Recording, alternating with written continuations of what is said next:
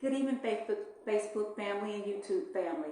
Welcome to another Sunday evening session on January the 7th with Brian and Janice. It's the date, no, it's January the 8th. 7th. Today is the 8th. 8th, yeah, I thought so. Yeah. Today is January the 8th, 2023. I hope everybody's having a wonderful weekend. I know it's a little rainy, a little dreary outside, but you can still make the best of this day and every day. Today, Brian is going to be updating us on the anniversary, the 100-year anniversary of Rosewood, Florida. I know a lot of people say, what are you talking about?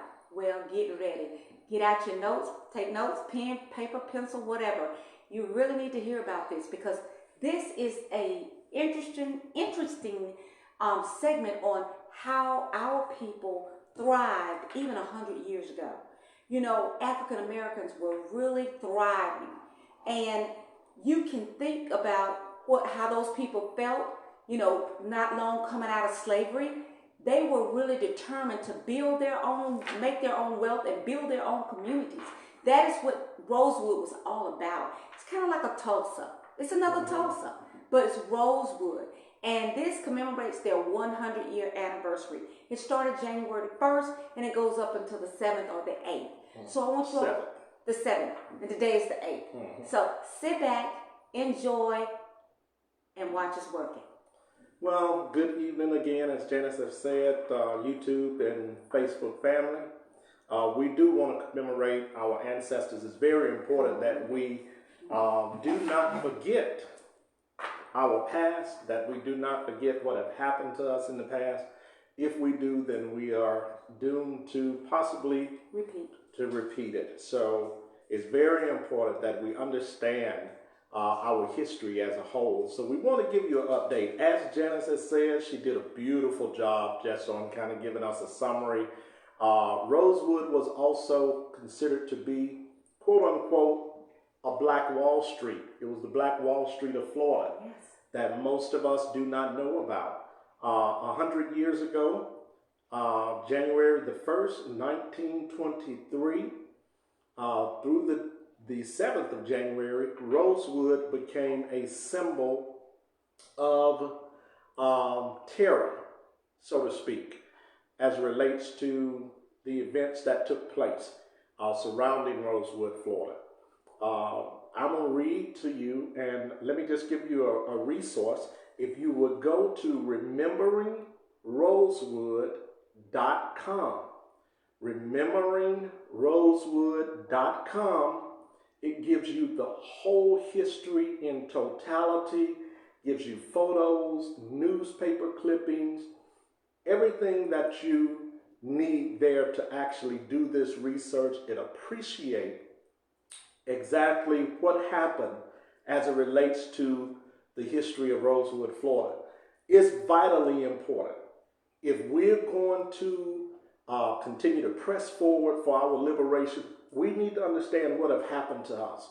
Not only that, we need to understand that in order to move forward, you cannot move forward without realizing that we have a past worth fighting for. Yes. Okay? Yes. And that's what Rosewood reminds us of.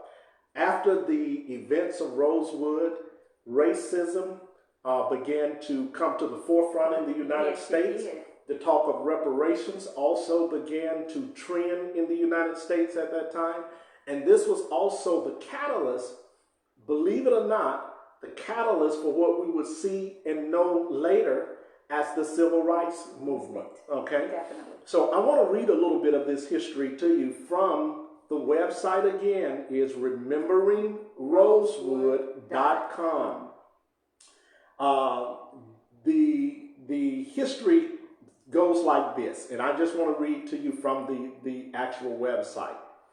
Located 9 miles east of Cedar Key, near the Gulf of Mexico, Rosewood, Florida, was founded in 1847.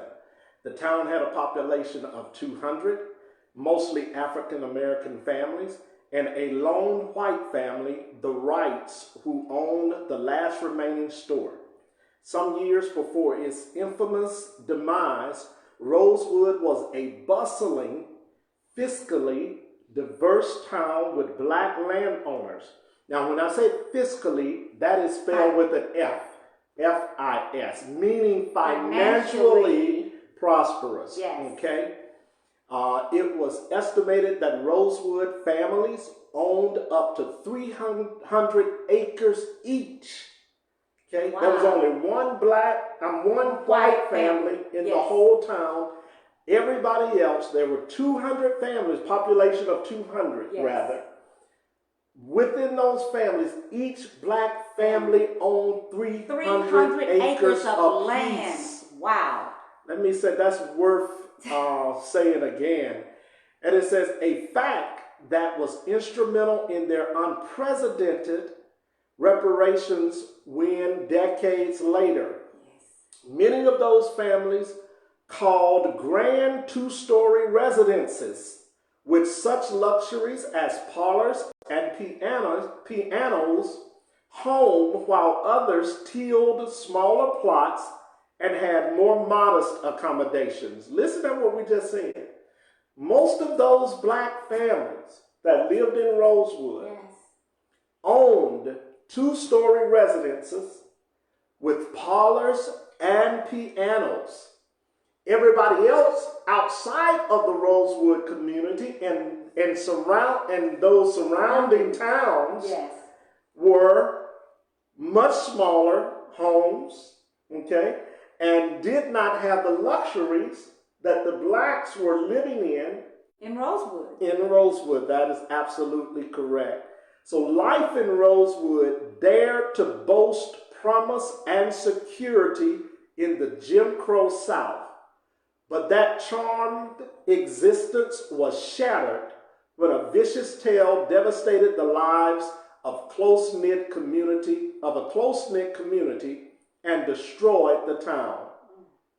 On January the 1st, 1923, a married white Sumner, Florida woman claimed that she had been attacked by an unidentified black man.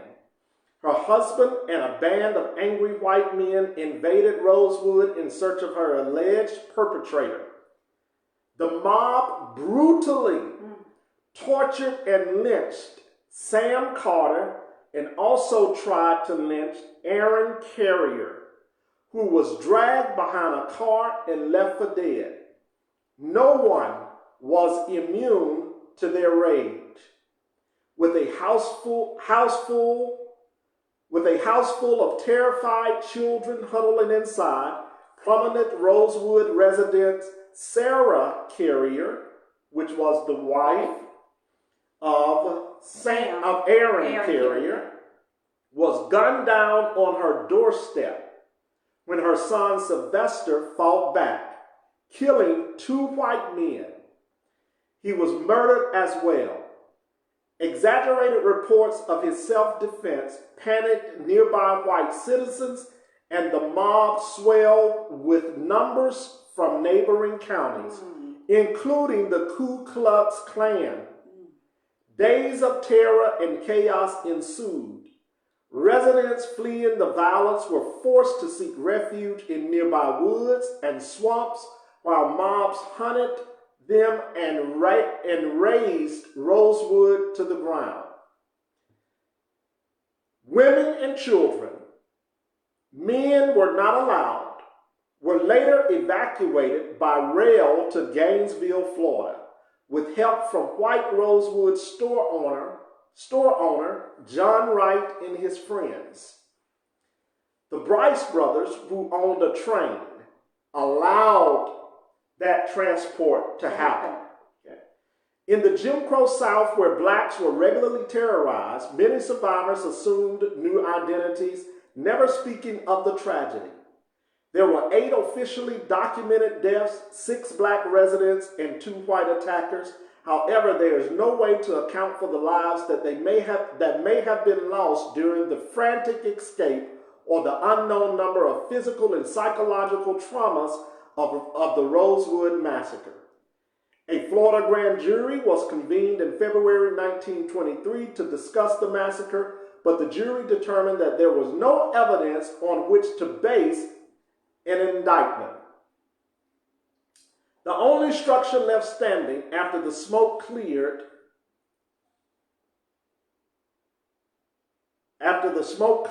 a century ago, the home of the only white residents of Rosewood, store owner Wright, and a humble historical marker on Florida State Road 24, dedicated in 2004 by then Governor Jeb Bush as a Florida Heritage Landmark, are all that mark the once vibrant town.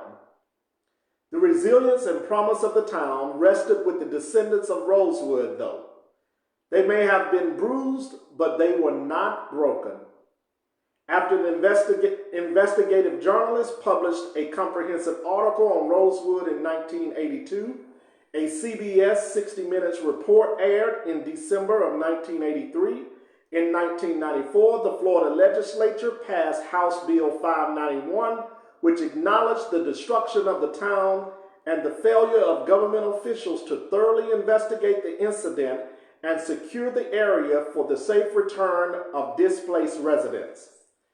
Descendants of Rosewood were awarded $2.1 million, making them the only African Americans to receive reparations from a legislative body in America. And like I said, family, if you all want to read more about that, see some of the pictures. Like I said, they have newspaper articles from 1923 in reference to some of the lynchings that took place, the burning down of the town. Rosewood, Florida was ground zero for more events to follow, but it was the catalyst. Everybody is familiar with the Black Wall Street, okay? Tulsa, Oklahoma, Greenwood, but Rosewood was just as significant and played a major component in reshaping and transforming the history of America and how racism from that point moving forward would be looked at concerning domestic terror. Yes. And even to this day, we are still dealing with some of those remnants of the domestic terror and violence that are being perpetrated on African American people. Unfortunately, they're coming by way of institutions such as the police department. Yes. Okay. The prisons. Prison systems that are just a horrible, organization that really they're death camps. Yes, they are. They're concentration camps. They are. The living arrangements. It's deplorable. You can look anywhere, especially in Alabama. Absolutely. It's horrible. So that's. Yeah. So we are, we're pressed as Black people. We need to know this history.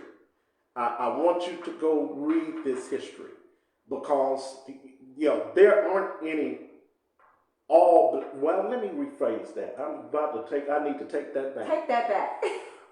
Because now you have cities that are mainly African American cities. Yeah.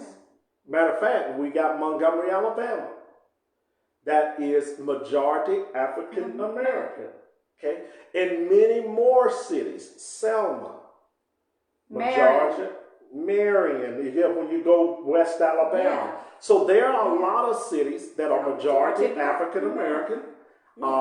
We need to take note, like I said, of this history so that we don't repeat it. Okay, and then also so that we understand how to move forward as a people. What do we do? Like I said, this was the catalyst that sparked conversations around race in this country, especially as it relates to the domestic terror. Yes.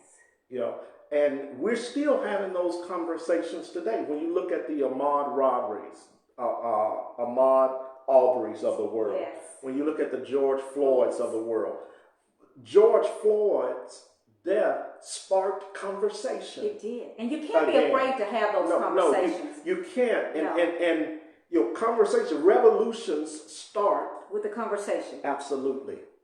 By us sitting down, talking about whatever it is that is in relation to our oppression and how to liberate ourselves from that. So this sparked conversations, okay?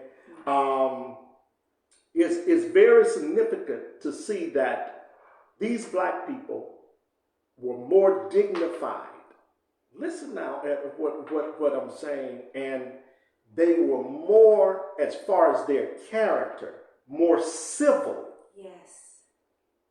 than the surrounding white towns that were made up of small sharecropping families that were majority white. Okay? Right, definitely. That did not own businesses. Did not have 300 acres of that's land. right. They were small farmers and sharecropping whites. They were the settler whites. Yes.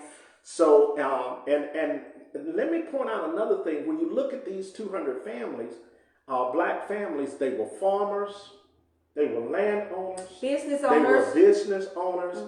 They were intellectuals. Yes, they were. They were people that understood the value of education. Now, here's the key to education, because just because you go to college doesn't mean that you're educated. Let me say that. And I want everybody to understand that you don't have to go to college to be educated. Most college people are not educated. Most college people are indoctrinated. So there's a major difference. Well, wait a minute now. So most college people are not educated, they're indoctrinated. There's a big difference. Okay? You can be educated by learning on a plane where you began to educate. Establish. I don't want to use the word educate here in relate, but self-learn. Self-learn. That's exactly right. Where you teach yourself your history. If you're going to learn your history, there aren't many colleges, even from the HBCUs, that have an African American Studies program or a Black Studies program. It's very few. Okay, so when you get into your some of your Ivy League schools, yes, they really get probably a little bit deeper in learning those studies because they study it from a political aspect. Yes. Okay, so they study the revolutionary movement, they study the civil rights movement, they study different movements as it relates to the political influence that it has over people and then over the world at large. So they do a lot of deep diving into things like that. But so I say again, we do not have to have a college degree to be educated people. That needs to be said because now we're removing the stereotype of what an educated person is. Okay, and we want to remove that stereotype. Many people think because you go to a institution of higher education that is the only means of education. That is not correct. Most higher institutions are forms of indoctrinations. They're organizations that indoctrinate you. They teach you specifics as it relates to particular subject matters or professions. So you are indoctrinated to think a certain way, to act a certain way, to perform a certain way, depending on what your job is or isn't. And that's what you do. And most people beyond that point do not continue their learning by educating themselves as it relates to their history and things of that nature. What we found in Rosewood is that these people had taken advantage of not only understanding who they were as African people in America at that time, but they also took advantage of learning the indoctrination of the higher education system of the Europeans. Okay, so when we talk about that, let me show this book here, and I've showed it once before. Everybody, if you can, you need to get this book. It is very well documented. In my opinion, and I've said this on another show, it is probably the best work, in my opinion, that W.E.B. Du Bois has done or did. Okay, and it's called Black Reconstruction in America 1860 through 1880, Dr. Du Bois helps us to understand how public institutions that were mainly started by mission societies was the catalyst for those formerly enslaved Africans and their descendants to receive what was known as a formal type of training or formal learning or formal education coming out of enslavement. Yes. Okay, so it's very well, like I said, documented. It's very well put together. So we need to continue to learn. We need to learn from the mistakes of our past. We need to learn from each other. Mm-hmm. We need to understand that there are more ways to educate ourselves. Yes. Some of us may not have the means to go on to higher institutions of learning as it relates to colleges, but it does not mean that we have to stop learning. We have to continue to read. Yes. We have to, if you don't like reading, now you've got alternative sources. Right, documentaries are powerful. Yes, yes. Especially if you find a good documentary. Yes. Okay, that does his research or her research. So, my brothers and sisters, I encourage you, those people of Rosewood, it was very profound because they built something that the smaller towns around them were very jealous of. Mm-hmm. Okay, same sort of mystique that Tulsa had, Black Wall Street had. It existed in Rosewood. Definitely. That's right. Okay, so we need to know. As far as civility, I think we need to get back to our people. Yes. To being civil and moving with a air of integrity and honor and dignity that separates us again. Do you understand what I'm saying? Yes. From those that are not as civil. Okay, so now here's the irony, if I can give you the irony of this. Okay.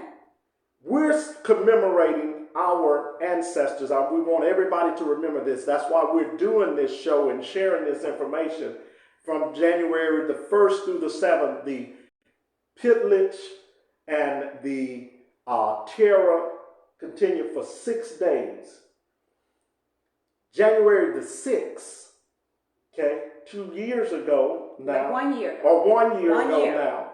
The insurrection. We had the same type of destruction that was taking place. That took place at the Capitol by the same type of people and mentality that was displayed with the Rosewood terror. You see. So here's the thing. The bloodline and the actions of the descendants of those people that exacted terror on Rosewood did the same thing a year ago on January 6th at the state capitol. So some things we have to realize, if terror, this is 100 years ago. Yes. And we're seeing the same terror today. So that tells us that the extreme, of if one group feels that another group is getting too much consideration of, too many breaks. Yeah, too many breaks. There you go. Entitlements. Okay, or that one people may be getting more than they are. They feel that or they have should. more than they have. Yes. Then the way to combat that is through terror, disruption, through violence, things of that nature. Yes. So we're seeing some of the same remnants, and I think that is the irony. Almost here we are now, 100 years. And last year, we have almost 100 years to the date Exactly. The same terror that happened in Rosewood To being done again on the state capitol. Why? Because blacks, you understand what I'm saying, may be getting too much from our government. I understand the whole Trump thing and this, but when you look at the underlining, you understand what I'm saying, reason that this happened. And the date that it happened. Yeah. And the date, the irony of the date. Okay. It was well planned. Okay. So all of those, and we're just drawing the parallel. Yes. Family, to help you understand that these things can happen again. We don't believe that they can happen again. They absolutely can happen again. That's why it's so important for us to know our history. Okay. That's why it's so important for us to understand what happened to our ancestors, so that it does not happen to us and we prevent it from happening to our children and our grandchildren. Okay, we need to be conscious and aware of that. So I'll turn it over to you, and then let's talk about some of the civility, sweetie, and what we as Black people, what do we need to do concerning regaining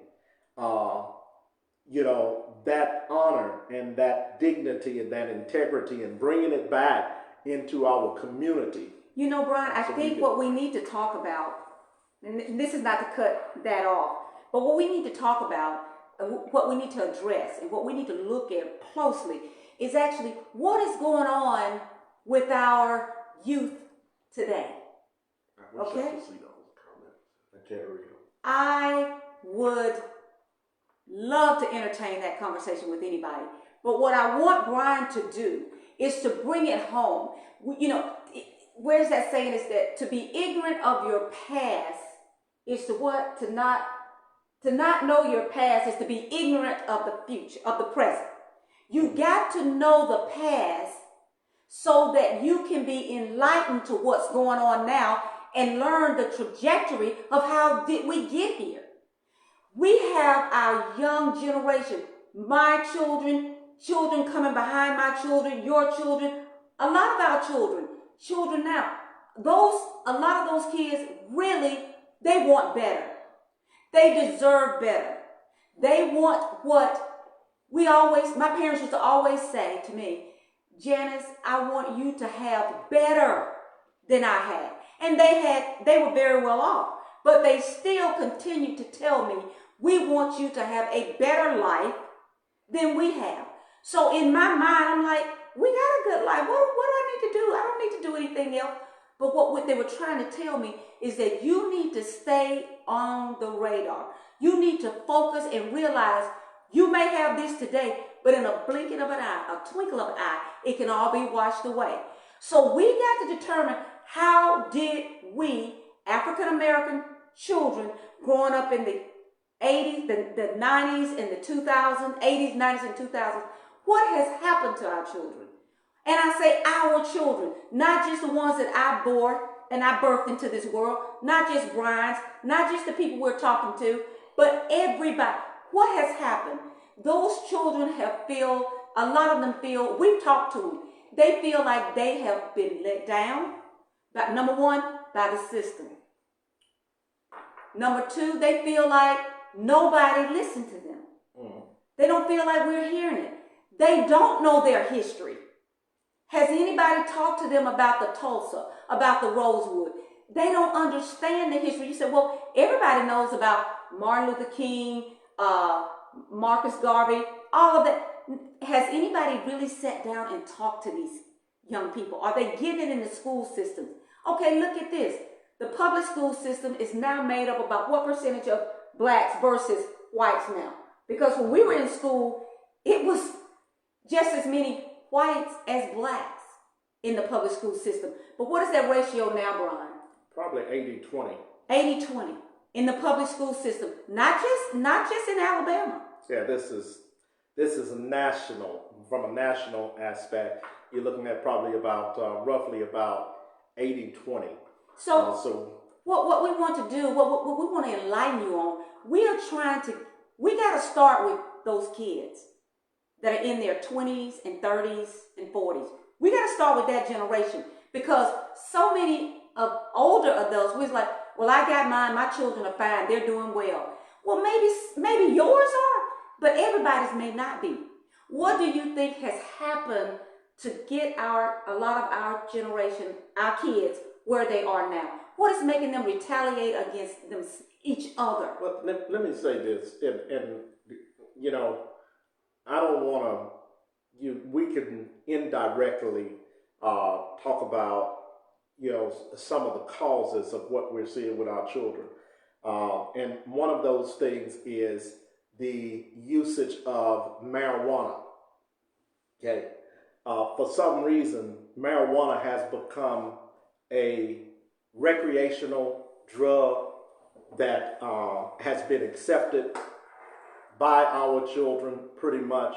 And not only that, I think the abuse of it. Yes. In our... And the contamination of it. Right, but definitely the abuse of it. All right, we can speak to that because we don't know how contaminated or if it's contaminated or not, but we can speak of the abuse of it. Has become a dominant issue within our young people. It is scientifically proven. The more marijuana you smoke, it kills brain cells. That is scientifically proven. We have to address that issue. Just like there's an opioid epidemic amongst the suburbanite white children, there is equally a epidemic as it relates to marijuana in our community. So that has to be addressed as a whole. Governmentally, from a standpoint of policies, it has to be addressed. From a communal aspect, we all have to work together to address this. The media exposure as it relates to music videos and rappers glorifying smoking marijuana, being high all the time, those things need to be addressed. And they have to be addressed through political issues, through censorship. And I know somebody will say, oh, what about my First Amendment right? Some things doesn't need to be a right when it gives you a licensure to actually damage yourself. You understand what I'm saying? So we have to become more proactive in the process. Our children, like I said, predominantly abuse marijuana. They do. Okay? The overuse of it in our community is a major contributing factor to what some of the mental issues that are plaguing our children, our young adults. And when I say, I want to phrase that. Young adults is better than saying children. Okay? Young adults. Because they're telling you they're wrong. They're people, they are in their 20s. That's right. They're in their 30s.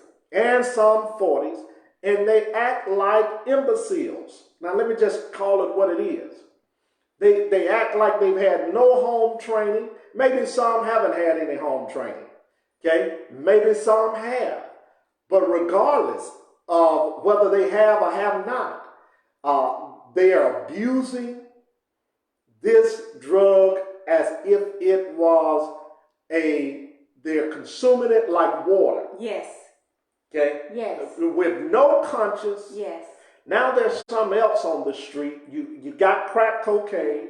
You got marijuana. Now you lace them with fentanyl. If they lace it with fentanyl, they're dead, sweetie. Anyway, but they've got the drug out now called Molly.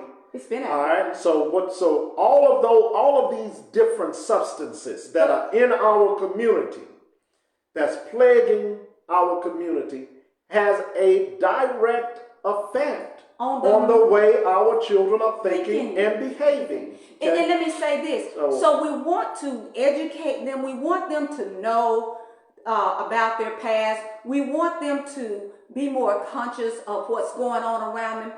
But they're walking around in a cloud. They don't They don't They're hear walking around us. in a marijuana cloud. Well, it's still a cloud. It's a smoke cloud. You know, they don't hear. They don't feel. They have no conscience. They can shoot anybody down without even giving it a second thought. And yes, and what is that? That shows us that there is no self-love. Okay? So whenever a people have abandoned self-love, self-love is the first step in the process of healing a people or a community. If you don't love yourself enough to not harm yourself, you're not going to love anybody else around you. That's how simple that is. So, our children, when they don't love themselves, they definitely not going to love their brother that they see on the street. If they don't love themselves enough not to harm themselves, they're not going to love their mother or their father. That's why you see our children committing atrocities where they're shooting their parents, killing parents. That was unheard of when I was coming up.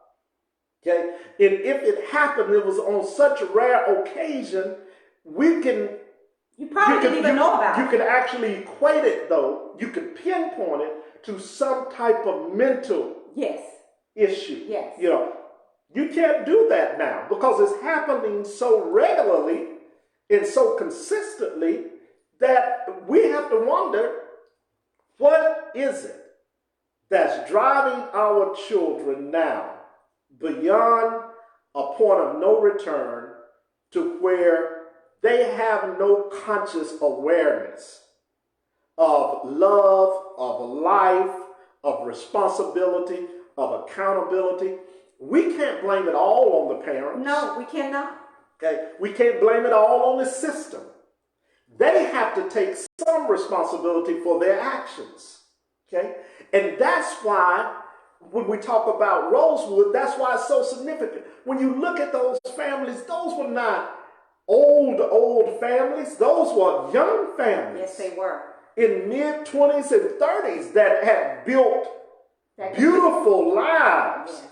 300 plus acres. You understand that had young children they were bringing up very well, in their, as far as their being, they were very civil, very wise, very well trained, very organized. What has happened to our community when now most of our children, well, let me not say most, okay, but a lot of our children cannot even manage life. They're so dysfunctional that they're on all type of anxiety medicines, they're on stress medicines, Xanax is depression medicine. And most of them hadn't even had a job. I'm almost speechless. It's because those things were unheard of with us. We learned how to buckle down. And deal when my parents taught me, son, listen, don't be complaining. Buckle down and get the job done. I don't want to hear you crying. No excuses. And no excuses about what you have done or what you got to do. Somebody did it before you, so you can do it. That was how I was trained, okay? If somebody else accomplished it before you, then you can do the same thing. Stop making excuses, my dad used to tell me. Get out there and do it. And so we have, there's a gap there. Do you understand what I'm saying? When it comes to our young adults. And then when we look at, I did some research, and maybe we'll go through it in detail next week as it relates to the college enrollment in HBCUs as far as African American of our young adults and the enrollment in PWIs from our young adults. But when you look at the percentage now, the percentage has almost dropped as far as the enrollment, almost 9 to 10% since the pandemic. Now, I understand when the pandemic took place, we had to actually restructure our thought process and how we learn, and as far as education, things of that nature. So there was a lot going on. But we have not seen that enrollment start to increase yet. Okay?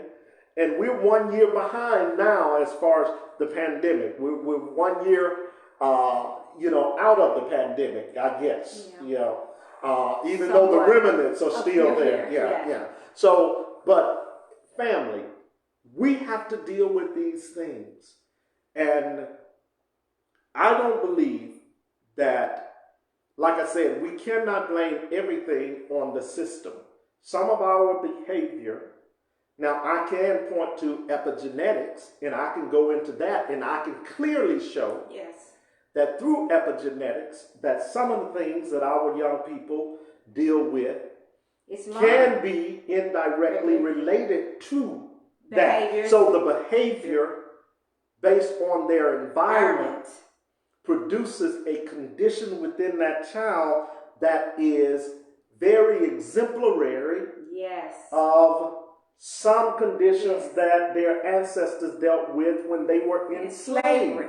So I can do that, but as far as just totally disregarding the fact of their own accountability or responsibility, I cannot do that.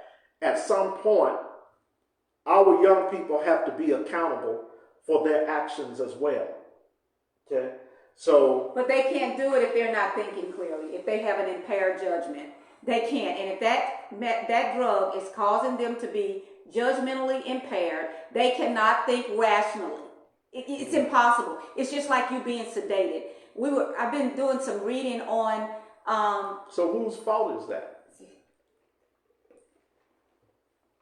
I guess it's theirs. No. Well, I'm just asking a question. You said, this is what you said. You said if their judgment is impaired, then we can't. But so whose fault is it if their judgment is impaired? It's their fault for ingesting the drug. Okay, so we still go back to the accountability. They have to be accountable and responsible, right? But then they have to be strong enough to resist. Well, I understand that.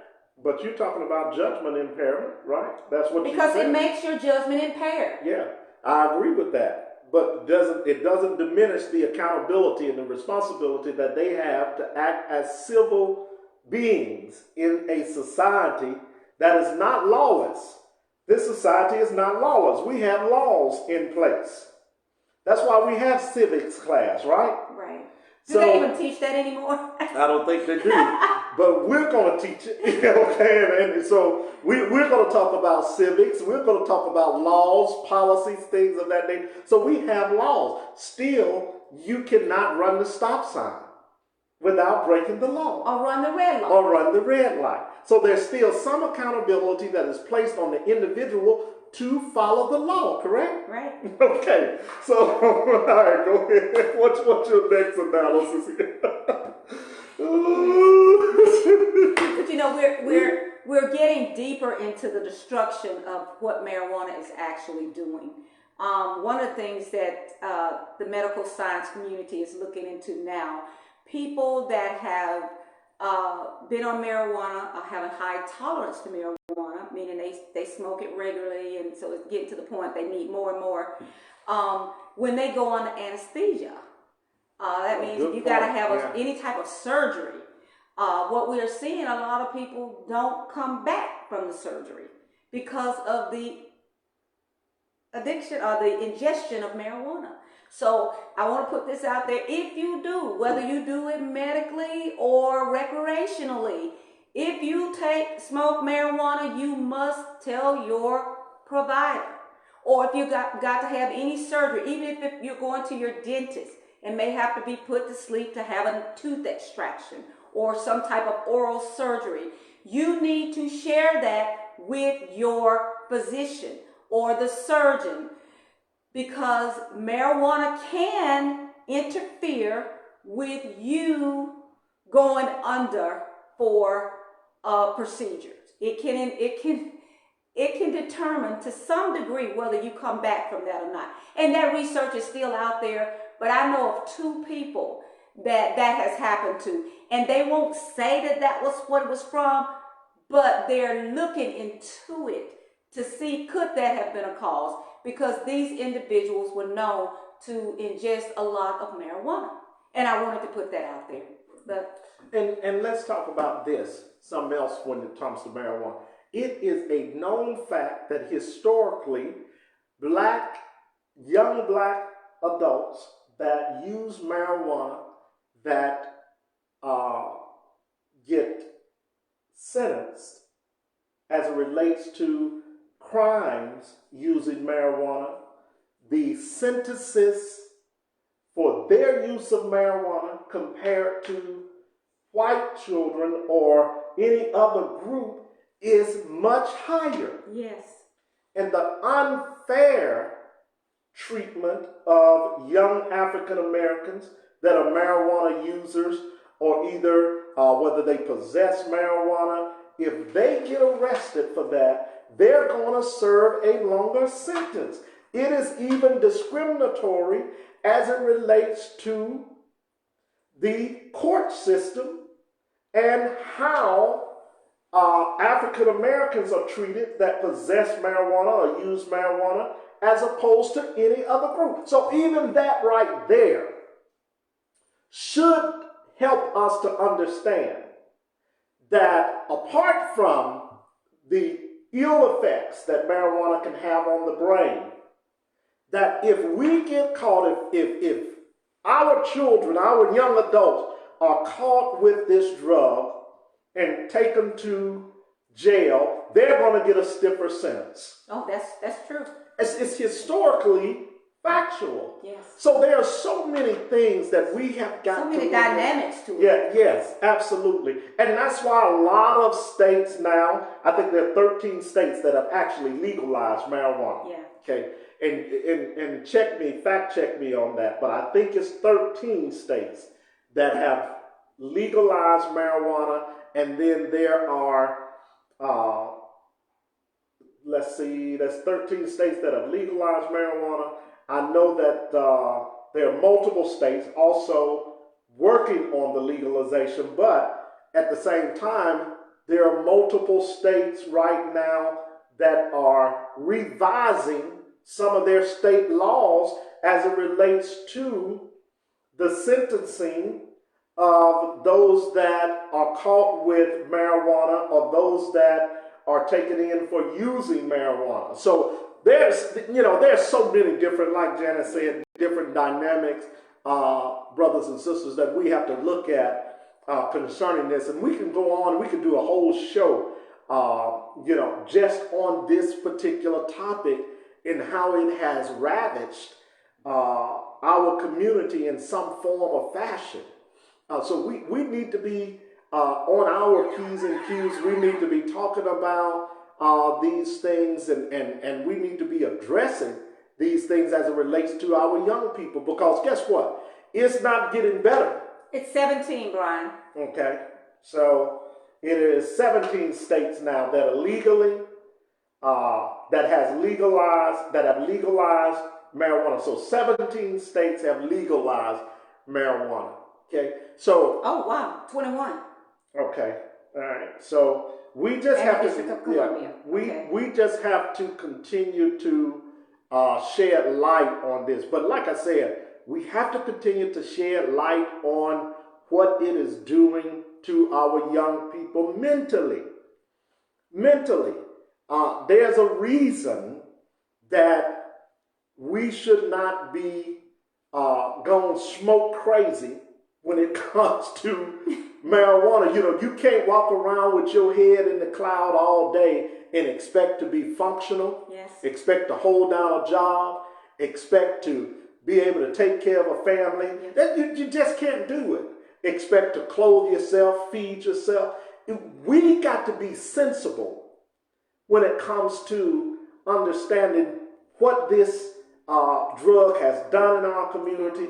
And we didn't even plan to talk about this, guys, but like I said, we have to really be conscious and aware of those things, okay? All right. Okay. So, anything else? We're almost done. It's 7:21. We just wanted to bring that to the forefront. Brian is very passionate about the research of African Americans and our history. as where we came from, where we've been, and where we're going. We have to know that in order to get better or to get there, we cannot be selfish. We cannot just look out for ourselves. Those of us that are older and that have accomplished multiple things in life, we can't turn our back to the youth that are behind us or to the young people that are behind us. We must be cognizant and we must be diligent and we must really communicate what's going on out there, so hopefully our voices will be heard and we can get something done to help our young people. There's many times I get discouraged and I just don't want any part of it. I can't do it anymore. I'm tired. They don't want it, so why should I be so adamant and so aggressive about fighting for them when they don't even want it for themselves? And that's not right. I'm not going to do that, because there is somebody out there that wants better. And there is somebody that wants to understand and wants to learn. So when you find people that don't want to learn and don't want to study and don't want to read, regardless of your age, there's something wrong. There's a missing piece there. You can never learn enough. You can never study enough. You can never be prepared enough. You know, we all have degrees. A lot of us have degrees and things that we went to school for. But I would be crazy to sit here and say I went to school to be an RN and that's all I know, that's all I do, and that's all I want to do. That's not normal. You know, I want to learn as much about the political system, the laws, as much about as many things as I possibly can before I leave this realm. So it's very important that we try to embrace this knowledge that we're getting. And I thank Brian every day for it, because I get a lot of it. I feel like I am blessed, truly blessed, because I get to sit at the feet of a professor that is actually passionate about many subjects and many things that are going on in our community, in our world today. He doesn't just study just locally. He studies abroad. You know, so I appreciate that. And that's not bragging, because there are other people out there that are like that. Absolutely. And I listen to them too. And I listen to documentaries because I want to know. We all should want to know more. I encourage my children, my birth children, learn as much as you can, because you don't know what you're going to encounter in this life. Every day, something different is going on. And you can't get everything at that. Let me rephrase that. You can't get all the facts off of YouTube and Facebook without them having a documented resource of where that information came from. Okay? We must study to show ourselves approved. That means if you can't cite the source to me, I'm like Brian on this, if you're giving me some knowledge base, if you cannot cite a source for me, then don't tell me anything, because I'm not listening. I won't receive it. Because I will go and find a source that has that information. And I hadn't always been this way, but I am now. Okay? Let me, and I'll end with this. I want to share this book with you as well. You know, I love books. Jesus and the Disinherited. Okay? Which we had enough time, I will give you a quick, just a little synopsis on Howard Thurman. But he is one of Dr. King's mentors. Okay, he knew Dr. King's father. But let me just give you a brief summary on this book. In the book, Jesus and the Disinherited, Dr. Thurman, Howard Thurman is the author. Howard Thurman, graduate of Morehouse, just a brilliant life, brilliant man. But like I said, just a brief summary on that. He challenges black people. First, he asks the question, does black people do black people? Yes, thank you. So do black people have to be more civil than white people? Why? Oh, he asked the question, why do black people have to be more civil than white people? Now, and we got to end that, Governor. I should have even bought this. You should have bought that up. But listen, if it had been African Americans majority to do that attack on January January the 6, 6th. 2020. Okay, if it had been blacks to do that, there would have been a bomb dropped on those people. Okay, just like it was in Tulsa, just like in Rosewood. Yes. Okay, they would have, all hell would have been unleashed. Yes. Even if the National Guard wasn't in place, they would have been called Yes. to get the helicopters in the air. We don't care if that would have happened. So Dr. Thurman asked the question, why do black people have to be more civil than white? White people can do some of the most egregious things.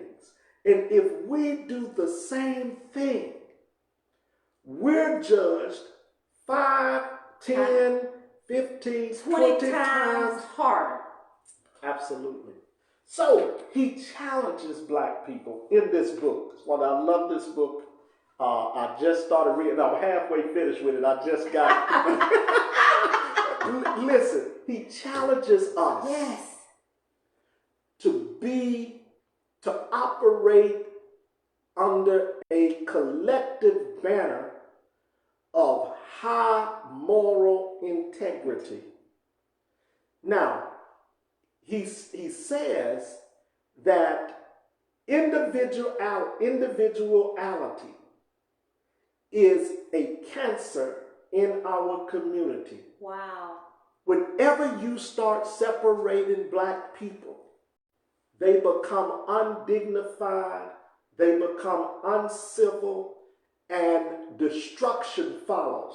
But when you can keep a collective community together, and teachers in that community, elders in that community, lawyers, molding the family, molding the children, when you can keep them together, learning together, receiving certain information that is going to benefit them by way of their history. Yes. When you can do that collectively, you build a strong unit. Yes. Not just family, you build a strong unit of people, a community that can operate with high morality. So he asks that question. Now, the unfortunate answer is we have to be, because the system actually demands it from us. We have to be of a higher character, higher moral, integrity, all of those things. We have to be it because the system demands it. That's why a young white man can be caught with marijuana and get no time, get probation. A young black man be caught with it and he's going to get 5 to 10 years. Okay? So the system demands that we exemplify a higher character based on the same crimes, based on the same thing as it relates to someone that is our counterpart doing. We have to exemplify high character. Is it right? No. Is it fair? No. But it shows us, and that's what Dr. Thurman wants us to see, that the whole system is flawed. Everything about the makeup of this country when it comes to social justice is flawed. They put a demand on us that says you have to be better than those who are your counterparts, but we're still not going to allow you to achieve and have the same thing that they have, even though you have to be better. So Dr. Thurman challenges the disinherited. And he helps us to understand that, yes, God is with you, but you got to be with yourselves as well. You got to love yourselves. You got to build your own community. You got to establish and return to ways of being and doing that elevates you above what your oppressor is doing to you. Exactly. So I'll leave it there. Please get the book. Let me show that again. We tried to show that again. Jesus and the Disinherited by Dr. Howard Thurman. Excellent read. Short read is not a long read at all. Okay, so I'm gonna encourage you to read. We are wearing our BDW Enterprises sweatshirt. Let me turn around on the back. I love this. Do you see? Until the lion tells his story, the hunter will always be glorified. Okay, so go to the link that's posted on the website And Facebook. and Facebook. It's on the YouTube It's channel. on the YouTube. And order your BDW Black, Determined, and Willing. We're willing to get the job done by whatever it takes. We're willing to do it. Get your gear. And turn around, sweetie, let them see yours. Turn around. Okay. I'm sorry. It says, it's an acronym. HATE, having another traumatic experience. We have coined that. And listen, that's what most black people are experiencing. Yes. They are having, anytime they hate, they're having another traumatic experience. We can talk about that. That's in my book, okay? And I break that thing down to where you really understand Show your it book again, Brian. in simple terms. If you have not gotten Brian's Where book, do black people go from here? A practical guide to survival in the 21st century. Please get it. But we love you. We're out of here.